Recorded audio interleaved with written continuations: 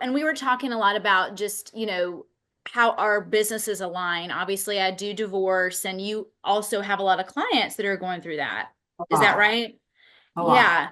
And so how do you help clients through that process?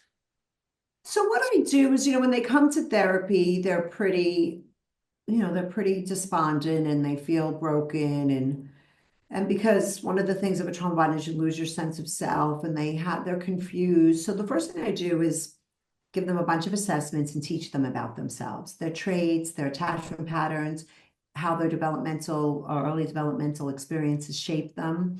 So, because when you're in a trauma bond, you're so focused on the other person. So I say, let's turn the mirror back on you. And so I really start to teach them about their strengths.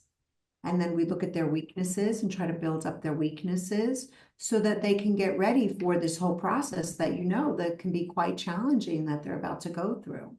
Yeah, I love that. Yeah, the way that we practice, I always ask my clients, are you in therapy?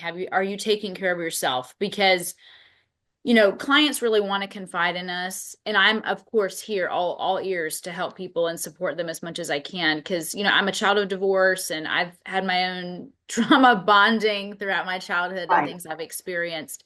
Um, and so we try to really treat the person and not just the case. So, Yeah, you know, yeah, that's beautiful. yeah. And so I'm always like, are you taking care of yourself?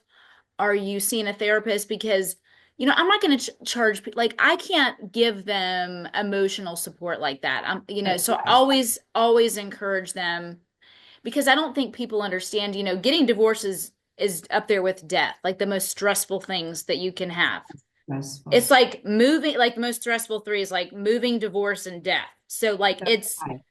I mean, it's really hard. I think clients going through it don't understand how really hard it is. And then I know we were talking about this before. I hate when attorneys use the legal process to hurt the other party. And Right. clients want to do that too, like, but they also get on the bandwagon with their attorney, like, oh yeah, I'm Right. going to use, it's like the attorney talks them into it. Oh yeah, I'm going to use a legal process to punish the other side. Do Yeah, you see yeah, some of yeah. that? Yeah. There's post-separation abuse. And I've seen a lot of pathological people still abuse their exes through the legal process, or at least attempt to. Yeah, it's very disturbing. But that's why I always say to people, you got to get educated. Education Yes. really leads to empowerment through this whole process because Oh yeah. nobody, not your therapist, not your lawyer, not your priest, not your pastor, they can't save you. It really is up to you. Now, they can be a support team, Mm-hmm. right? Be resourced by them, but it's really up to the person who's going through the divorce. Yeah.